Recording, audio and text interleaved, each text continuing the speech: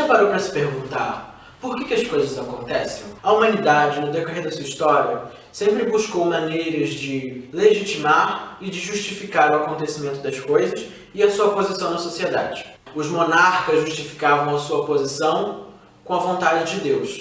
E na nossa sociedade atual, não seria diferente disso. A classe dominante impõe a nós, classe dominada, que as coisas acontecem conforme o nosso mérito. É imposto a mentalidade de que as coisas acontecem com a gente, porque a gente se esforçou para que elas acontecessem, e portanto nós somos merecedores. E eu gostaria de trazer esse tipo de discussão, essa mentalidade, para a área da vida que eu estou vivendo no momento, que é a fase dos vestibulares. Fulano passou para tal faculdade porque ele se esforçou e porque ele mereceu. E bem, pode ser que fulano tenha se esforçado e passado. Pode ser que ele seja merecedor. Se com merecedor, você quer dizer branco e de classe média alta, estudante de escola particular. Eu trouxe alguns dados para ilustrar o meu ponto de vista.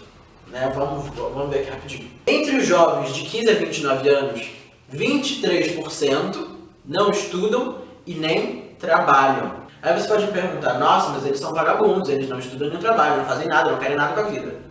Não é bem assim que funciona. Essas pessoas não estudam porque não puderam, não tiveram condições de permanecer no ambiente estudantil. Seja por dificuldades econômicas, pela necessidade de ajudar na renda familiar, essas pessoas tiveram que sair do ambiente escolar e se inserir no mercado de trabalho. Só que, sem estudo e sem especialização, essas pessoas não conseguem entrar no mercado formal de trabalho. Estão sujeitas ao subemprego, à exploração e a várias outras formas de dominação. Então, elas não estudaram porque tiveram que trabalhar e não conseguem trabalhar porque não estudaram. Elas caem num limbo social, elas caem num poço de esquecimento. E eu gostaria de trazer alguns outros dados para dar um pouquinho mais de dimensão aos números. Esses 25% que eu falei, que não estudam e nem trabalham, eles correspondem a 11 milhões de pessoas. 11 milhões de pessoas nesse país entre 15 e 29 anos não conseguem estudar e nem trabalhar. E desses 11 milhões, 7 milhões têm entre 15 e 24 anos. Lembrando que dos 14 aos 17, 18 é a idade de ensino médio. Então só aí nós já temos mais de 7 milhões de pessoas que não cursaram o ensino médio. 13,5% dos jovens entre 15 e 29 anos estudam e trabalham simultaneamente. 34,9% trabalham e não estudam entre os 15 e 29 anos. 28,6% apenas estudam. Então, somando os jovens que trabalham e estudam e os que apenas estudam, você tem 42,1% dos jovens em idade de estudo de fato estudando. Bem, só aí a gente já percebe que tem alguma coisa de errado na nossa sociedade. Então, quando você vai lá bonito prestar o seu Enem, os seus vestibulares, você tem que ter uma coisa em mente, que você não está competindo com todo mundo. Só aqui você já excluiu mais da metade das pessoas em idade de estudo. Você está competindo com menos da metade. Esses dados que eu falei, eles são de pesquisa do IBGE de 2019, do ano passado. Eu também queria apresentar uma outra estatística, também do IBGE, só que dessa vez de 2018.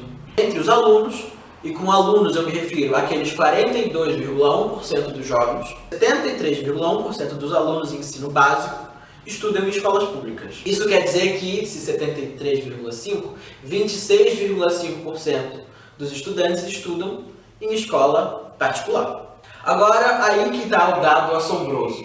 Dentre esses 73,5% que estudam em escolas públicas, que concluíram o ensino médio em escolas públicas, apenas 36% conseguem entrar em uma universidade.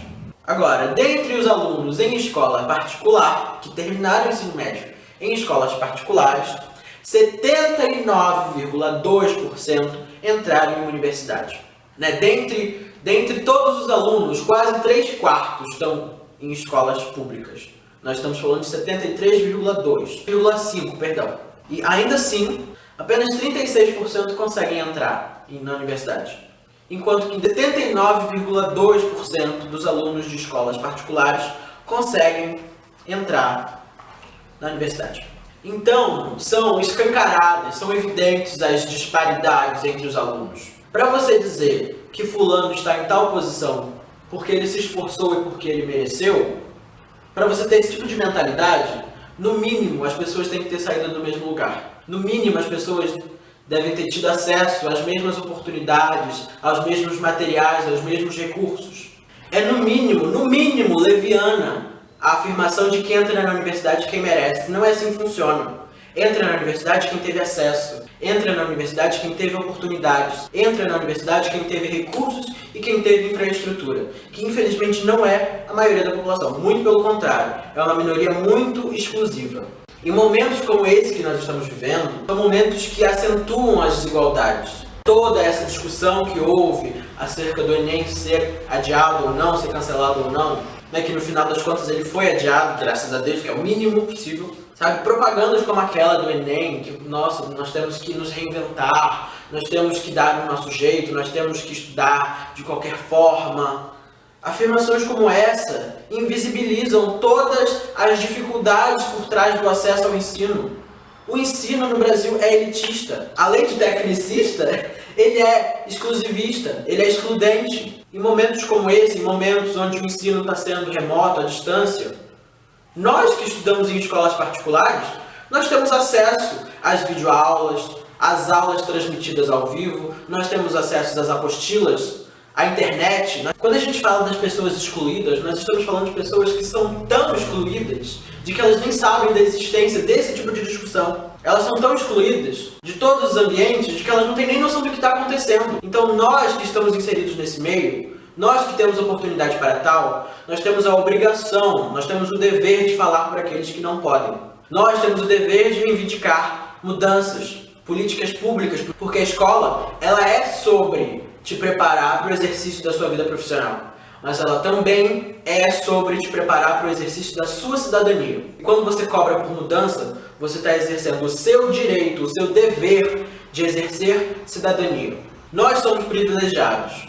E o nosso dever enquanto privilegiados não é se acomodar nos privilégios. É justamente reconhecê-los, saber utilizá-los não para gerar mais privilégios, mas para dar visibilidade aos desprivilegiados. Somos nós que temos esse dever. A nossa obrigação enquanto privilegiados é falar, é cobrar, é ocupar espaços, porque uma vez ocupando espaços, nós podemos nos transformar em mudança ativa. Nós podemos combater o sistema por dentro dele. O nosso dever, a nossa obrigação é fazer parte do sistema. E uma vez dentro dele, não nos esquecermos dos nossos irmãos que não tiveram a mesma oportunidade que a gente. Esse é o nosso dever.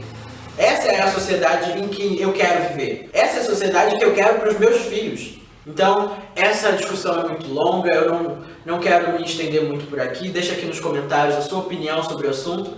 E se você gostou desse vídeo, não esquece de deixar o seu gostei e se inscrever no canal. Muito obrigado, até a próxima.